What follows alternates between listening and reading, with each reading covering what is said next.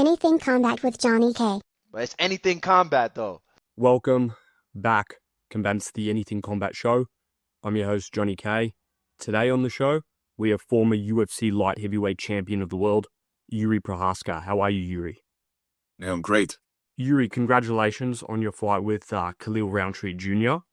After this knockout, do you feel like you deserve a title shot, or do you believe that you might need to fight a contender like Carlos Ulberg? No, like I said, right after fight, I said I want to go right for title, and that's my stand. I'm not changing my attitudes. When I'm saying, I'm meaning that directly and seriously. Let me know why you almost looked emotional that Alex Pereira won. Was it more the fact that you now have the opportunity to avenge the loss? Were you happy for him? What was going through your mind during that moment? Yeah, like I said that many times, that it was that moment gave me the think about our possible next fight, our third fight. And that's something what's for me really personal, and that's why I was emotional. What would your message be to Alex Pereira entering this third bout if you are to fight him? What do you think the message that you need to say to him is?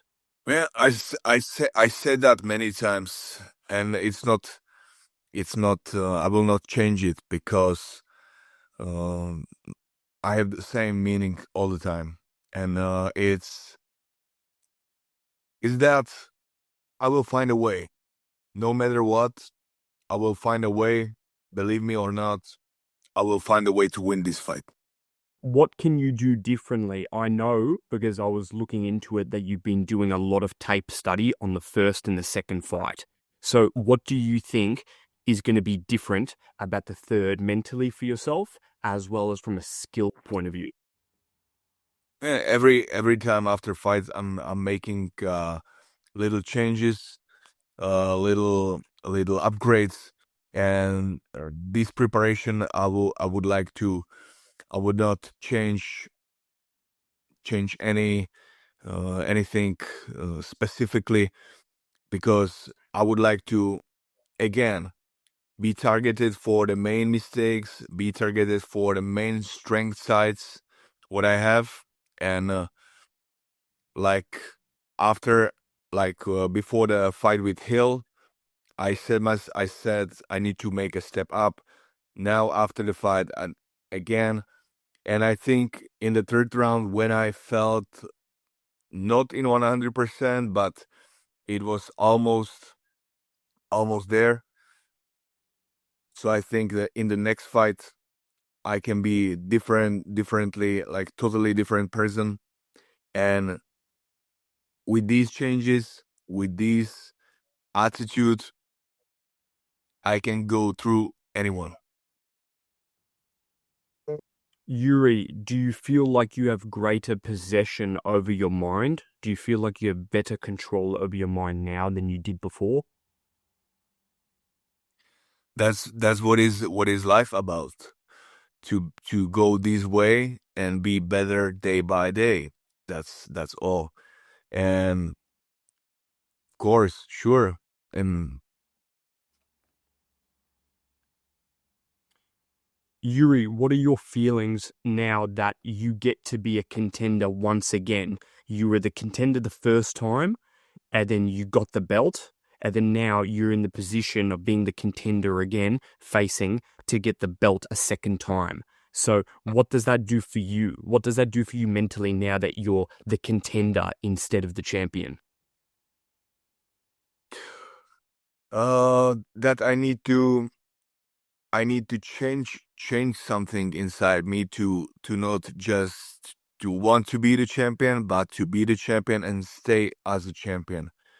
And I believe right now I did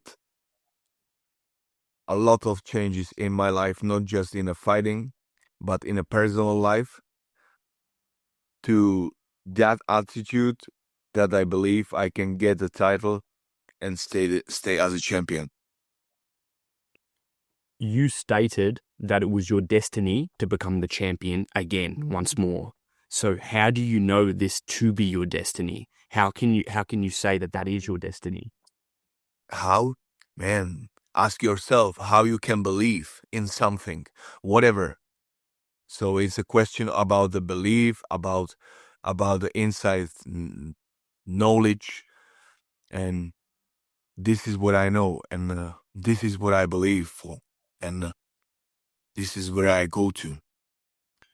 Yuri, when I ran this show, I stated on one of the episodes that out of anyone that would be able to beat Magomed Ankalaev in the division, I picked you over all the other fighters on purpose because I felt that your style, the chaos that you bring and the relentless pressure, that if there was somebody to break the will of that fighter, it would be you. Now, I'm interested with the fact that now they're saying that he might have had a rib injury for this Alex fight. So I just want your opinion on the performance from the first fight Magomed had with Alex, now the second one that was a completely different result, and you being the aside wherein you could fight Alex now for the third time, or fighting Magomed later on as well. It was a different fight, the first fight and second fight. Alex was much better because I think he was fully healthy and he wanted that, and that's I have this like a little same problem when I want something, like in a third round when I wanted to win, I'm just go through the opponent. That doesn't matter, and I will find a way. And Ankalaev, he was too hyped, I think, in a first fight, really too hyped. And the second fight, I think he was a little bit hurt or whatever, but it just showed that he is not the same Ankalaev like he was before. But I really don't care about that, about Ankalaev, about Pereira. I'm just focusing myself to be myself, to be the best version of myself. And when you are focused on yourself, you can go to the top, and I really don't care who will be my next opponent. I just want to go for the title, and this is it. You stated that every opponent that you have is a teacher in some respect that teaches you about yourself as well. So can you explain this to me? You know, every opponent in my life, like personally for me, teached me something. Teached me how to make some little changes in the preparation, how to be prepared for this style of opponent, and how to make it in the best way, you know. And right now, after all these years, I'm watching, and I'm taking my opponents as in general, when you have time to think about, to recap, then you just see all the opponents, all your experiences in your life as the teachers. I don't mean like specifically the opponents, but everything. From everything, every experience, you can take some good thing. Just don't be focused for a bad thing. What happened doesn't matter what the result is, because even if you win, even if you lose, even if whatever, every time there is something what you did really good, what you fucked up, and just the point is to be all your life, every time, right here, right now, be focused for the good things, for something what you did really good, and let it grow. Yuri, you stated that once you're in there, you are prepared to die. So how do you gain the mental composure to understand that, to keep that internally and still perform? You can achieve that attitude by many things.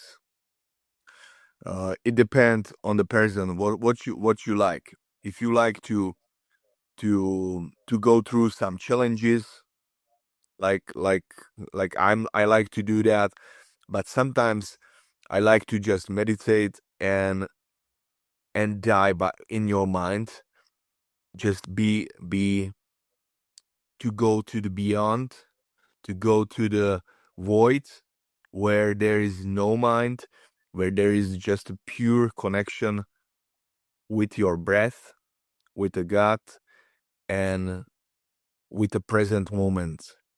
Then you can just be who you are naturally and win the whatever is before you. You speak of the path of the warrior, and you've articulated about using your mind as a weapon. So what are you trying to weaponize in your mind when you're in the cage, when you go to your fights? What is that? How do you use your mind as a weapon? Man, your mind is or how to say, or not, your mind or unconscious mind is the director of everything. Since you woke up in the morning till the moment you go to die, you go to sleep. Yeah, but it's a small death every night. But because the refresh of the brain, refresh of the main point is to be. The question is about the death. What you want to know really? What you really specifically want to know? I want to know, what are you trying to do to weaponize your mind? You say the mind is your weapon. Okay, so then you have to realize what's the reason, what you fight for. You have to you have to realize what you want to, how to say, what you are ready to sacrifice to achieve your goals, and what is the attitude, how you go to the fight, of the level of the level of control of yourself. Yeah, then you can go and achieve whatever you want, but first you need to experience it, and that's all. And by the meditation, you can realize what is the true reason of your life, why you are why you here, and why you want what you want. And this is I think in this age, it's the main problem of the young people, that they didn't realize what they want first, where they are in their life, where are they, like to understand where I am, what I achieved, and what I really want, like really want, naturally, full power, with your full heart, what you really want, and what's the necessary to do for that. And by these three questions, you can go through the life and be the best. When you meditated on your life and you go deep, and you think about maybe your family or your early life, what comes up about your parents and how your life started? What comes up? What comes to mind? What you really think, like, like you said, when you think in the meditation is not about the thinking. Meditation is about the about the living, about the understanding, about being just in the moment, in the present moment. That's all. So what's the question, like, for what is the question, like, for the parents, like, to going to the childhood, or what you mean? My question specifically about your childhood, I know that it was hard because of your father at that point in your life. So tell me, when you think of that, how does that affect you today? I think every man, every woman, everyone, we had some childhood. Somebody have a good childhood, bad childhood, whatever. It just our mind take it some in some point. But the main thing is to start it to work with that in some age, when you realize I have the mind, I have some unconscious mind, and there is some system inside me what's operate with these things and can be useful in my life, and then you can enjoy what you're doing day by day, or you can spend all your life in hell and didn't understand why it's happening.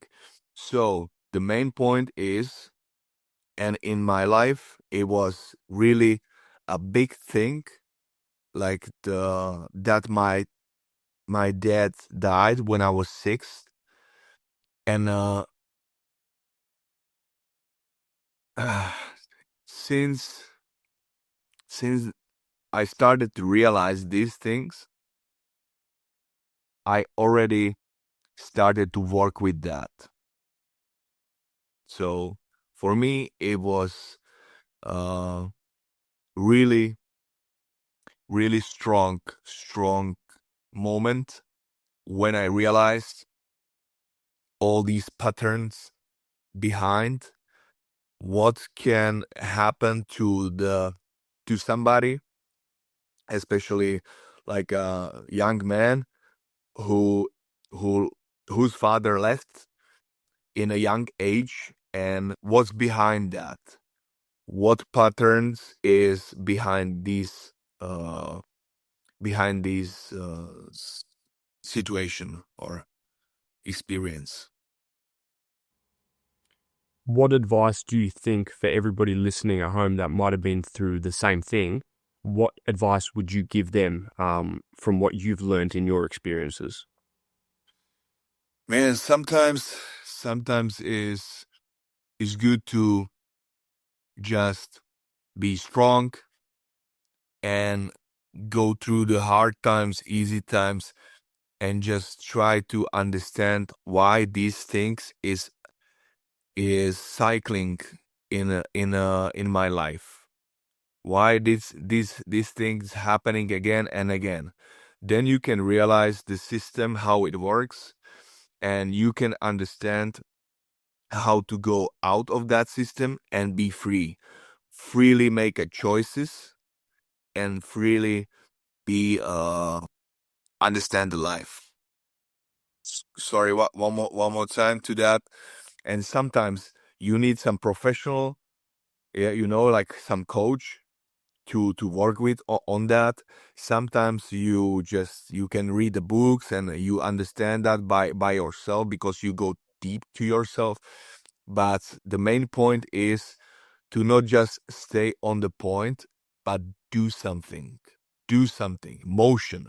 Be in the motion and believe in that. There are two specific things that I see you do that I'm intrigued with. The first one is the dark room fasting, where you cleanse and you say you cleanse the demons, right? And then the second one is the ice swimming. So, which I would consider very dangerous. So, let me know, with those two things, what are you hoping to achieve, either for your mind, or what are you trying to do there?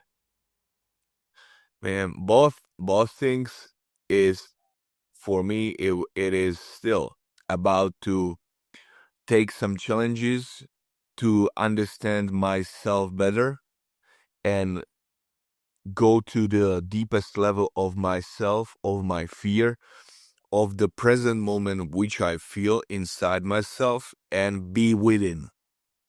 So like I said in my last post on Instagram, I changed a little bit this attitude to not go to the dark room like after every fight for many days. But I took that back and I started to meditate daily, in the morning, in the evening, but take a time for yourself and be within yourself every day, not just in days when you go to the dark room, but every day, daily routine. Yuri, I want to get your gauge on the methodology of taking risks. So I want to ask you, in the cage, in the moments when you're fighting another man, how do you approach the risk taking during the fight?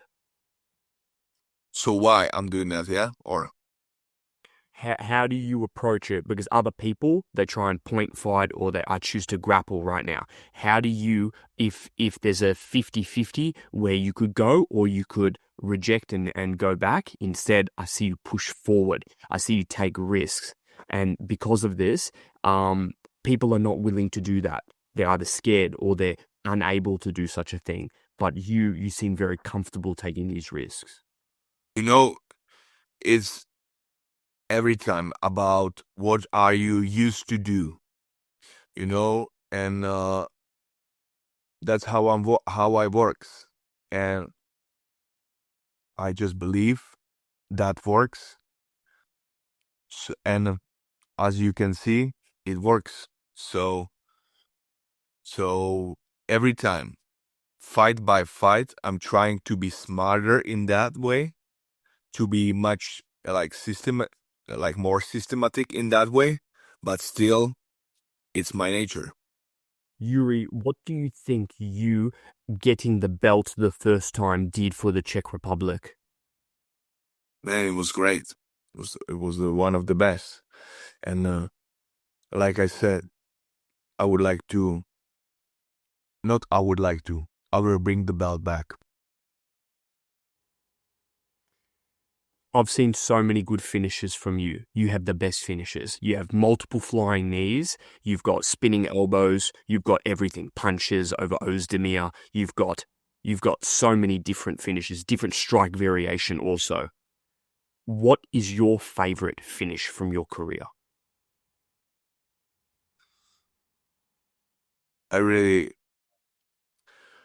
don't want to prefer some finish because every time it is about to win the fight. It's not about the finish, but it's about the clean win the fight. And like last time, the last time was a little step up because I really understand and realize that this happening and this will work. Yuri, what would you tell me was the hardest part about dedicating your life to martial arts? And what was the best thing, the most fulfilling part of that going into your life, doing that? What's the fighting life gave me, yeah? Yes, as well as what was the hardest part about it? What was the sacrifice, or what was something that you've seen to be negative from the fighting life? Yeah. When you really realized that martial arts is just giving you or making you better because it keeps you in the motion, keeps you disciplined, keeps you humble, and to respect to others, respect the coaches, respect the other fighters.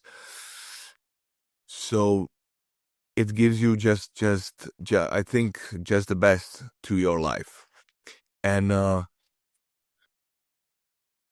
hardest things it's just up to your mind. It's just up to your mind what you take as something hard. Because I don't think